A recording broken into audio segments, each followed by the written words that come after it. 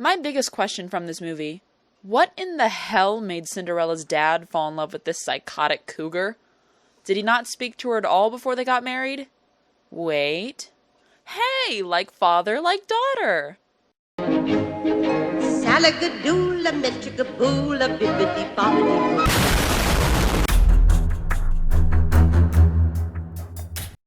Hey, what's going on, guys? It's your BFF Snowy Oreo 663 here, right now. And yes, I am continuing the series, despite nobody actually watching it. Whatever, you're here for my thoughts on Cinderella, and I sure do have a lot of them. Hey guys, live action Snow here, and Zoe. She's adorable. So, this is gonna be a lot shorter than the last time. I managed to get my Disney Plus account back. Yay! So that means that I can record everything in high quality. So that means no more... Get back here! So that means that no more really crappy video footage. I actually managed to record the entirety of Cinderella for the use of this channel only. I'm not going to upload the whole video. It's not going to be anything like that. Stop. Stay. Good doggy. So, yeah, I have everything all set up. It shall be ready to go. By the way, if you hear like a weird noise in the background, that's just my air conditioner. It's really hot in here. So yeah, I understand that this series isn't getting a lot of views, but I'm mostly doing it for myself because it's a lot of fun. And I'm hoping to please the YouTube algorithm by uploading as soon as I possibly can. So, Another thing I want to add is for this video, I actually managed to have my phone out and record my genuine reactions to the movie. I hadn't seen the movie in several years, so I wanted to get my real-time reaction. I had my mom come in to watch it with me because Cinderella is her favorite Disney princess. She's got Cinderella stuff all over her room. She's like a little crazy. Say your name for the people watching. Mom.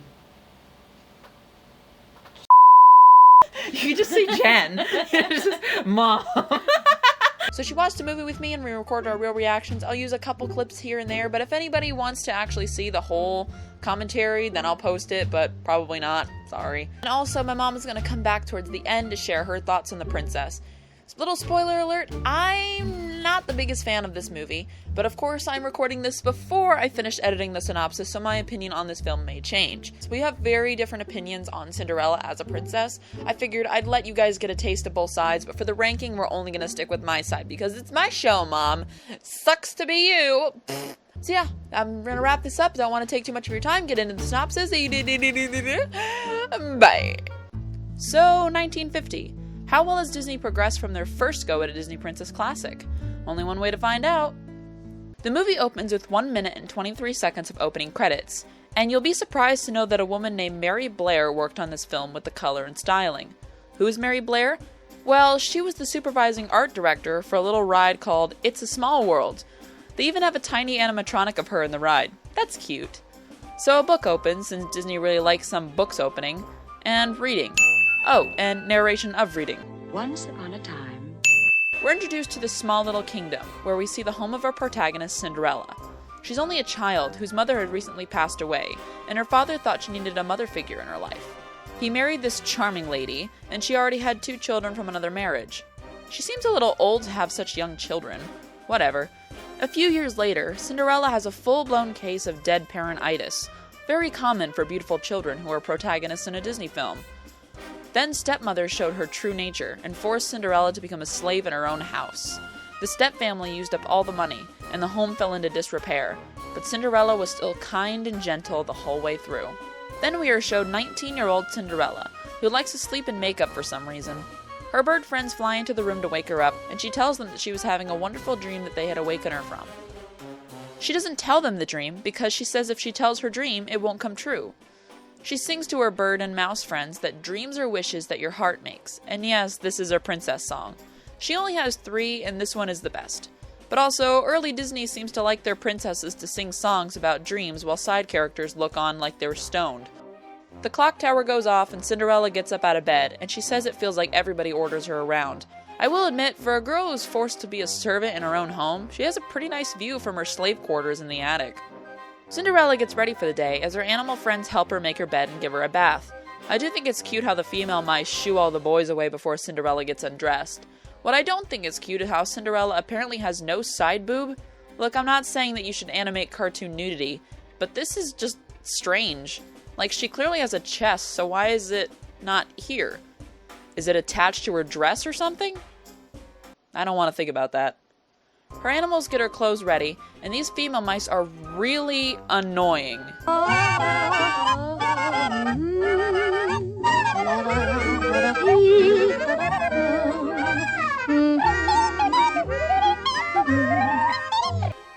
Jesus. After Cinderella gets out of her shower, she gets her shoes on, and what the f***? So do they help her in exchange for, like, protection, clothes, and food? I don't know, does she feed them? Not sure. Because why else would they help her? Like, I doubt they'd do this much effort every single day if she just didn't give them anything. And she's got no toes either. No toes. No toes. Her best mouse friend Jacques comes to tell Cinderella that there's a new mouse in the house. Jacques and his mouse friend flash Cinderella to show it that's a boy, and tell her that he is stuck in a mouse trap. She quickly gets up to rescue them, and finds a chubby little mouse stuck, just like Jacques said. He comes out to meet his rescuer, and Cinderella gives him a shirt, which is a bit too small. There's nothing pulling it down won't fix. Seriously though, how did that help? Now for a name. I've got one. Octavius. But for short, we'll call you Gus. How? Jacques warns Gus about the cat in the house, while Cinderella heads downstairs to start her chores for the day. She goes to her stepmother's evil lair of a bedroom and calls the cat, named Lucifer. Look, I hate to keep doing this, but who? Okay, wait. Okay, hang on. Okay. Who names their cat Lucifer? Who does that? Who names their cat? I'm not going crazy, am I? She said Lucifer, right? Lucifer, come here. What the? Who names their cat Lucifer? They come down to eat breakfast. He scratches up the floor nice and good for Cinderella, and she takes him downstairs. She sees the dog, Bruno, chasing the cat in his dreams. After waking him up, she tells him to stop dreaming of being so mean to the cat. Wait, I thought Cinderella said that a dream is a wish your heart makes. So what if it's Bruno's dream? Leave him alone, Cindy. And one other thing, Bruno, the horse, and Lucifer were all alive in that opening shot of young Cinderella. I'm no expert on how long animals live for, but shouldn't at least Bruno and Lucifer be dead by now? She sends the dog outside and gives Lucifer his milk for the morning and calls the animals for breakfast. Only a few mice seem to hear the call, and they all come down anyway. And where are the rest of the mice? Like, there's a bunch of lady mice, too. Yeah. Well, they're leaving the sewing to the women. Leave the sewing to the women. Jacques sees that the cat is blocking away, and they make a plan for someone to distract the cat while the rest get breakfast. They tie their tails together to choose, and Jacques gets picked. He successfully distracts the cat, and they all go out to eat. Except Jacques. He stays. Just like the women, I guess. Leave the sewing to the women. Gus nearly gets eaten alive by chickens, and he grabs a pile of food to take home to eat. He drops it all on the way back to the mouse hole, and Lucifer spots him. Despite Jacques literally yanking this cat's whisker off, the cat only seems interested in Gus. Jacques drops a broom on Lucifer's head, and Gus manages to hide in the breakfast platters that Cinderella was going to take upstairs. Lucifer catches him again, but Cinderella heads in after some bells ring from upstairs. The step-family was calling her for breakfast. Cinderella makes a delicious bowl of yellow liquid and hot water for her family, and as she breaks the laws of physics getting them upstairs, Lucifer sees Gus and slinks up the stairs to get him, in a moment that actually made me laugh out loud. Okay. That was great. As some foreshadowing occurs, Lucifer decides to see which plate the mouse is hiding under by waiting for the reactions of the family inside the rooms. Cinderella is given more chores to do as she delivers the food to her stepfamily, and Gus ends up on her stepsister Anastasia's plate. She screams and yells for her mother, and her other stepsister Drizella follows to complain about God knows what. Cinderella gets Gus back from the cat while the stepmother, Lady Tremaine, calls her into the room. And yes, in the film, her name is explicitly stated. Drizella and Anastasia Tremaine, daughters of Lady Tremaine. So I can actually call her Lady Tremaine. The scene where you can see the stepmother here is very well done. The animation is solid, although, like I said in my Snow White review, they move a bit too lifelike for my taste, except the sisters, who are just fine in my opinion. The Steppy McStepmother gives Cinderella more chores to do than usual, even telling her to re-wash drapes and fabrics she already did wash. Meanwhile, at the castle that looks nothing like the Cinderella castle at Disney World, the king and his anger issues are throwing crowns out the window and wanting his only son to hurry up and have kids already. He tells his duke that there will be a ball and he will celebrate his son returning home from wherever, and it will be had tonight. So for perspective, it's morning, in a small kingdom, and the king wants a ball tonight. If all the eligible maidens in my kingdom just, Happened to be there?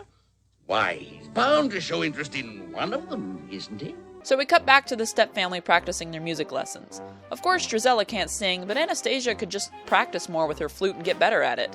I don't see the issue here. But of course, perfect Cinderella can sing the song flawlessly as she cleans. I do actually like this scene. It reminds me of the pink elephant scene in Dumbo, and the colors are pretty. Oh, sing, sweet nightingale. The song is interrupted when Lucifer decides to be a little and track paw prints everywhere, and Cinderella steps out of her kind zone for a minute. I'm just going to have to teach you a lesson. Lucifer's rear end is saved by a knock at the door, which is this guy delivering letters to the kingdom about the ball, and man, they sure did make those invitations quickly. She decides to interrupt the music lesson to tell her family, and once again, there's a bit of slapstick here that actually made me laugh.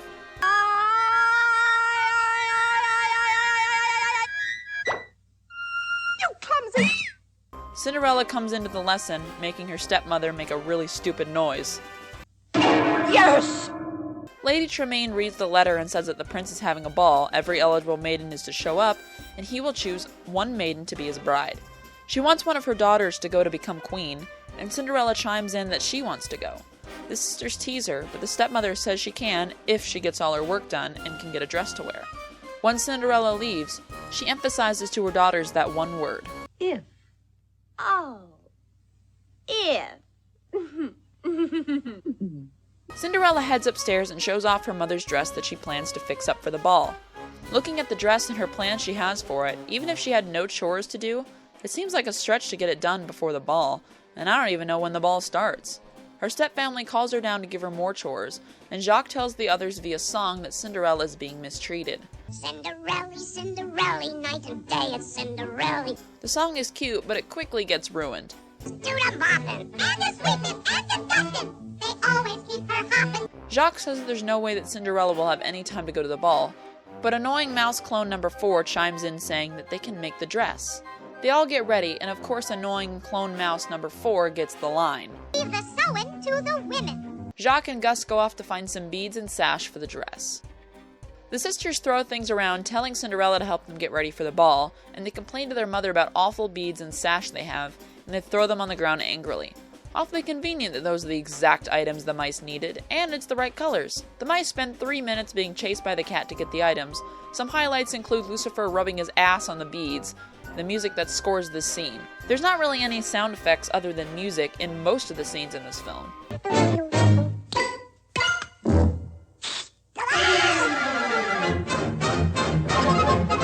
Another highlight is Gus breaking the beads, so they have to put it on his tail and in his hat. Once the two get back, the dressmaking is going great, except for annoying mouse clone number 6 nearly stabbing this dude in the head with the needle. And is it just me, or is there some miscommunication in this scene? Try to keep track of the numbers being shared between the bird and annoying mouse clone number 4.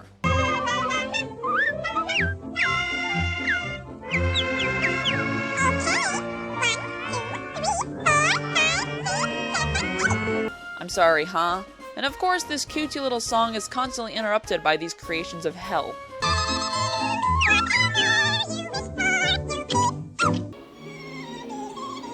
You put your whole arm through there. Why do you need to do that? It's interesting that they have opposable thumbs in this. Yeah. It's 8 o'clock now, and the ball has begun. Cinderella just finishes her chores as the carriage arrives, and she tells her family that she isn't going, since she isn't ready and doesn't have time to get her dress done. But the sisters aren't ready either. Couldn't Cinderella just throw on the old gown? She says it's old-fashioned, but if she wanted to go so badly, I don't see why she couldn't just stick with that dress. The animals surprise Cinderella, and of course, another good joke that got a laugh out of me. Happy birthday. No. Cinderella gets ready to go, as Lady Tremaine is horrified by her actually having something to wear. She knows that Cinderella outshines her own daughters, and she recognizes Drizella's beads and Anastasia's sash, and the sisters tear the dress to pieces, leaving nothing but rags.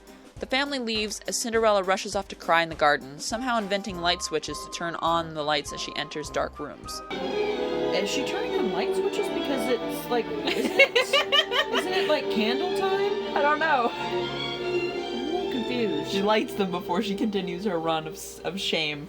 And yes, that does mean that the last 10 minutes of dressmaking were completely useless and a waste of time. Sorry. So it seems that after several years of abuse, a fairy godmother finally decides to show up. Cinderella isn't too afraid of a sudden woman appearing, and the godmother offers her some help to get ready for the ball. Fairy godmother, who actually has no other canon name that I could find, makes a pumpkin into a coach while singing the best-known song of the movie.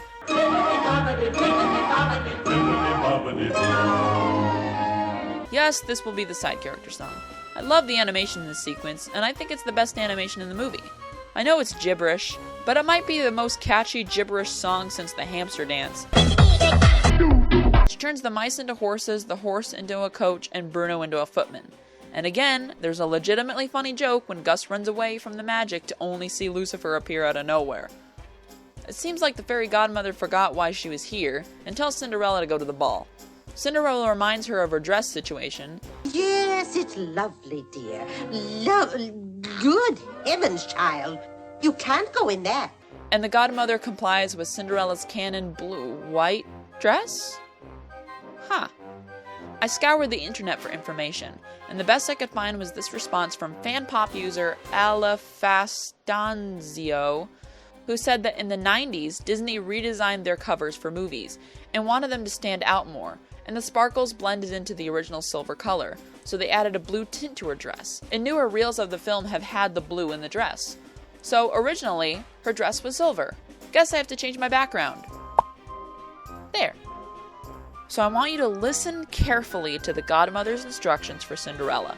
You must understand, my dear. On the stroke of 12, the spell will be broken, and everything will be as it was before. Got it? Good. Cinderella heads off to the ball, and we're going to gloss over the glass slippers because don't get me started on how uncomfortable and breakable those things would be. When she arrives, the king watches his son bow to all the maidens. Clearly he's not interested in any of them for one of two reasons. One, he's only into blondes, and two, he's gay. Seems like the first one was the answer, since when the Tremaine sisters are introduced, he walks off to dance with Cinderella.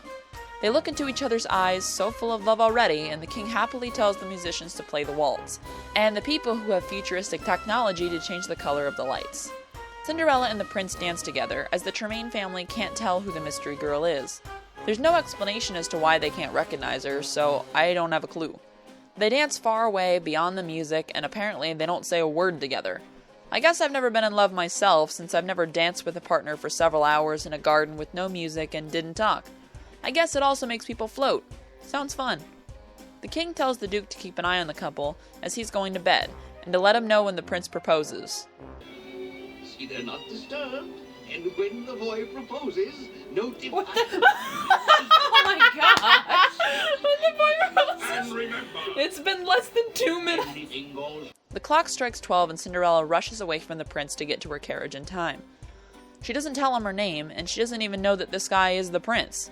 The duke orders her to stop, but she keeps running, accidentally leaving one of her slippers behind. She gets in the carriage and quickly rides off, as the duke calls for the horses from hell to chase her down. As the clock finishes ringing 12 times, the carriage and creatures turn back to normal, and they all hide in the bushes from the hell horses. She discovers that the slippers stayed glass, and she thanks the fairy godmother for everything. So the clock rung 12 times, and that was the deadline. Not sure if the fairy godmother knows how clocks work, but when the clock first chimes, that's midnight. The next 12 rings are after midnight. So I guess fairy godmother isn't really kept up with the times. We cut to the duke, who is practicing telling the king how his future daughter-in-law got away. The king is sleeping in the biggest bed known to man, dreaming about his future grandchildren. When the duke knocks on the door to wake him up, he excitedly asks when they should plan the wedding, and nearly cuts his fingers off. He starts to knight the duke, when he finally realizes that the mystery girl has vanished. He starts to attack the duke, saying that he was a traitor and it was all a plot to deprive him of grandkids. As they bounce in the bed, the duke says that the prince has declared that he will only marry the girl whose foot fits the glass slipper. The king is happy, and when they fall off the chandelier, the duke turns into Goofy.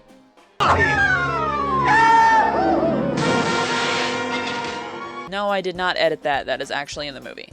The king says that the duke will need to find the woman whose foot fits the slipper, and the prince will marry that woman. But look at how tiny that shoe is. No wonder Cinderella is the only person whose foot fits in there. The next morning, the stepmother wakes up the sisters, and as Cinderella eavesdrops, she retells the shoe plot to her daughters, saying that this will be their last chance to get the prince as a husband. Cinderella is shocked that the man she danced with was the prince, and she will be a future queen, that she drops the breakfast plate. When the sisters demand that she help them get ready, Cinderella dances happily up the stairs, ready for the Duke to show up with the shoe.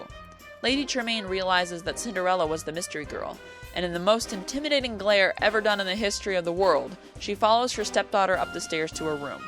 The mice try to warn Cinderella, climbing through an oddly shaped hole to get there quickly.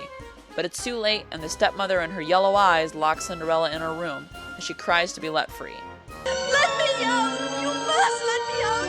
You can't keep me in here! I think this is the scene where I feel the worst for Cinderella. Props to her voice actress, who really sounds in despair.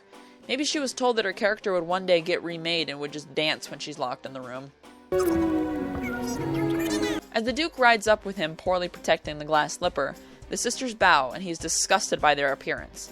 All I'm thinking is that he should just rule them out, since first of all they're not blonde, and second of all he clearly got close enough to the girl to know that she didn't look like these ugly twats. As the mice try to reach the key, the Duke reads the proclamation from the palace. It takes the mice 2.5 minutes to get a hold of the key, and they start to carry it up the stairs. Somehow, the mice climb up these stairs with time to spare, as Lucifer shows up and traps Gus under a bowl.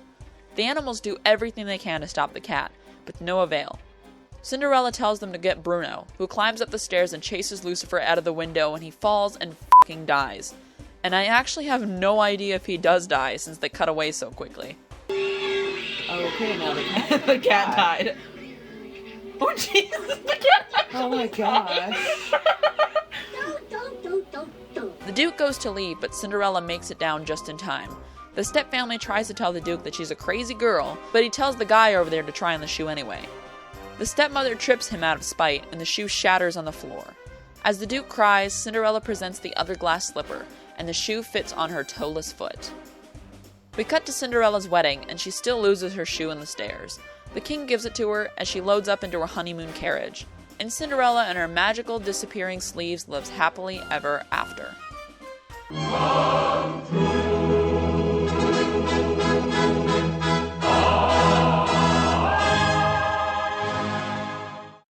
So yeah, this movie had some problems, but it's actually my mother's favorite Disney princess movie. Before we get to my rankings, let's head over and see what my mom thinks about this movie. Take it away. So I've always loved the movie of Cinderella, or at least I thought I loved the movie of Cinderella, or at least the story. Growing up, I always kind of connected with that character because I felt like she worked really, really hard and she was a good person, and good things come to you if you work hard and you're a good person and you're patient. Unfortunately, I just recently rewatched this with Elizabeth and determined that, wow, there's a lot of really weird stuff going on in this movie. I noticed it because it was filmed in the 50s. I think that really did color the style and the type of princess that she was. She was certainly not one to speak up, not one to give a lot of thought to anything, just kind of daydreaming and, seen, not heard. Although they did give her a bit of personality, which I really, looking back, kind of some of her wit, especially when she was talking about Lucifer's fine qualities or lack thereof. Lucifer has his good points, too. For one thing, sometimes there must be something good about him. I also kind of didn't like some of the pieces of the story that I guess I had just glossed over in the past. Some of the pieces, for instance, like the king was so hot-headed and didn't appear to be a very good leader, and kind of was a little off, and I just am not sure how a kingdom runs with that kind of lack of leadership. I really hate that they've made him a bit of a bumbling idiot. I also noticed how much time they actually spent on the mice and the side characters, the animals. A difference in this one than we've seen in the Snow White one had to do with the animals actually had some dialogue, at least the mice did, although they had a bit of a speech impediment, which was a little odd too. Zook, zook, Cinderella, zook, zook. At the end of the day, I definitely still like the idea of a dream is a wish that your heart makes. I do connect with the character of working hard and good things will come, and there are things in your way and people in your way. I still don't really understand the whole thing about, she marries a prince after just moments and not having much of a discussion. At least she kind of makes her way, and I think as a good person she'll figure it out. I really am kind of frustrated Lady Tremaine did not seem to get any kind of justice for her just absolutely horrible behavior. Overall, I still really kind of like the concept. Looking at it as an adult instead of how I remember it and watching it now more critically, it really does have some plot holes and some issues. Overall, a dream is still a wish that your heart makes. Plus, blue's my favorite color. Thanks, Mom. All right, time to segue right into... Once again, I have to reiterate that I am only ranking these movies based off of what is in the films themselves. I'm not taking into account the time period, the production issues, or any information I find online unless it's named, since I use that for simplicity's sake. Now that that's out of the way, let's get into Category 1, Best Princess. Cinderella is an interesting princess to work with. On one hand, you could say that she's a total doormat, but on the other, she's a kind and gentle woman who doesn't let the hardships of life get her down. She does fall in love pretty quickly, but based on her appearance, voice, and mannerisms, she's much older than the fairest of them all. I do think she's a wonderful person, and I don't find myself raging about any dumb decisions she makes, unlike Snow White. She is a victim, and she feels much closer to me than many of the other princesses, mostly just because of how human her problems are. Other than the fairy godmother and the animals, her life is very realistic, which makes her going to the ball truly seem like a gift from the gods. She does have a sense of humor, she's hardworking, and she's not a show-off or a dunce. So she'll be ahead of Snow White, making her hold the number 1 spot for now. She may stay in that spot longer if the film spent more time with her instead of 10 minutes on mice being boring. Category 2, Best Love Interest. So, as Google says, and we know they never lie, this guy's name is Henry Charming. I find that ridiculous. Of course, I can't bring the name thing into account, but I'll just call him Henry for simplicity, since Prince Florian Ferdinand is named on my list. It's mostly just to keep track of the two, and I can't have Prince written down twice. Prince Henry is, well, nothing. While I can't stand how there's a clear age difference between Snow and Florian, he does at least save Snow White's life. Prince Henry just stares, yawns, dances, floats, and says only a few lines. It's midnight. Yes. He doesn't even try to find the girl he danced with. He doesn't even mention that she was blonde. I guess that's one advantage the remake had over this one, because God forbid early Disney give their princes a personality. So he's just behind Florian for me. Yes. Category 3, Best Side Characters. I love the fairy godmother. She seems like such a huggable person. I wish we got to see more of her, but good God, the side characters in this movie are obnoxious. I couldn't believe how much of this film was focused on mice, birds, the king, his duke, and a frickin' mouse! I couldn't squeeze out a single shit about these mice if I really tried. I would gladly have Lucifer eat them. Make the runtime shorter and get rid of Alvin and the Chipmunks' freaking annoying aunties. Other than the fairy godmother, I could do without all of these movies' side characters. Except for Bruno too, I guess. He's such a good boy. So the dwarfs, woodland creatures, and the huntsman from Snow White are ahead of these little bastards. Category 4, Best Villain. So there's technically 4 villains in this movie, so I'll just start with the least important. But if there's more than one villain in future films, they will all be lumped together just like I'm doing here. Lucifer is actually enjoyable to watch. I do love the cartoon animation in him. He really does act like a normal cat, which is hilarious. The stepsisters are great too. Their animation is more cartoon-like, which is a major improvement from the lifelike motions of Queenie. They also feel very real. I'm sure one of my viewers wasn't the favorite child growing up, and these sisters are the embodiment of that feeling. One thing that weighs them down is the music lessons scene. We know they suck, but having them have no talent just makes it seem like overkill. We hate them. Move on. Lady Tremaine. Goodness, she is incredible. My opinion on her animation has changed. You can see her move more expressively, and her slowness works for her character. Her voice acting is phenomenal, and her humanness makes her more scary to me. Sure, she'd be easier to defeat for one of our other Disney characters, but the fact that she acts this way makes it seem like she really could exist. And I'm sure women like her really do exist. The thing that will keep her ahead of many others is that last scene. Her daughters don't fit in the shoe, and she knows the shoe belongs to Cinderella. When she trips that dude carrying the slipper, she not only destroyed Cinderella's chances of a happy life, or so she thought, she also destroyed the Duke's career and the prince's chances of ever finding his one true love. It's purely done out of spite, which makes her have a sense of style, a strong motive to keep her stepdaughter as a worthless slave, and a terrifying design that will surely keep you up at night. This lot is at number 1, and they'll stay there for a time. Category 5, Best Princess Song. I'm not the hugest fan of Cinderella's song list, but the first one comes back several times. It's a nice message to keep dreaming, but the little choreography and non-catchy tune brings it down below Whistle While You Work. Again, there's so many side character scenes in this movie. In Whistle While You Work, the animals actually did something in the song and were useful to Snow's task at hand. All these animals do is stare at her and be annoying. Do you really need to dust off her work clothes? They look fine to me.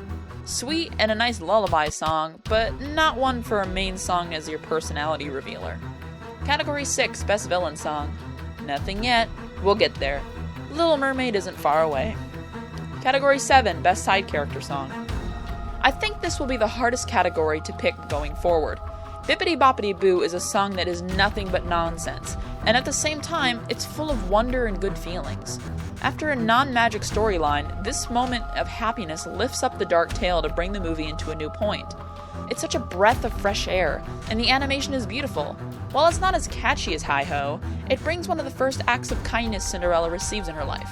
This is a beautiful moment, and you know that Cinderella definitely deserves every bit of it. But at the same time, there's a certain warm feeling to Hi-Ho. I really can't come up with any reasons why I think Hi-Ho is better. In fact, I originally had Bippity Boppity Boo as number 1, but it just didn't look right as number 1. The dwarves feel closer in a way, and yeah, I love these guys so much that they're practically my children at this point. I love the fairy godmother, but the dwarfs are just ahead with this catchy tune. Category 8, Best Believable Romance. Look, at least Florian and Snow actually sung together. Based on the fact that neither of these characters move their lips while singing, it's implied that this is all just in their heads. So literally, the first thing she says to this guy is, Oh my goodness. What's the matter? It's midnight. Yes. And she didn't know he was the prince, and he didn't know her name. So did they actually just dance for hours without talking and had no music? I made a joke of that earlier, but that's really what the movie is implying here. They actually only dance for about a minute before saying, "It's love." Get out of here. Florian and Snow spend less time together, but at least there was a flow of noises from their mouth flaps that communicated thoughts and feelings. Category 9, Best Animation. Other than the floating scene, the animation here is pretty good.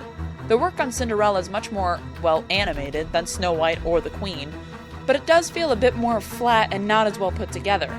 You can easily tell that the backgrounds are paintings, while in Snow White they blend in better, although you can still tell what's what. But of course, the animation process wasn't perfected, as you can see the characters shake and sometimes materialize out of nowhere. But at the same time, lots of Cinderella shots don't work well for me, like when the animals turn into the background. But what puts Cinderella ahead is the animation of our title character and the stepmother.